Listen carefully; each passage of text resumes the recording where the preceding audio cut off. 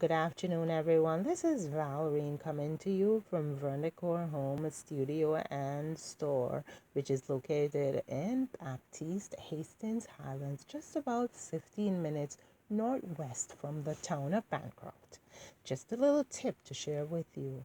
Whenever you're cutting anything or doing a project that requires anything such as box cushions or the cutting of bias for making custom piping or any small details like that, you may want to go back to your offcuts to see how much you can use from your offcuts, and that will save you fabric.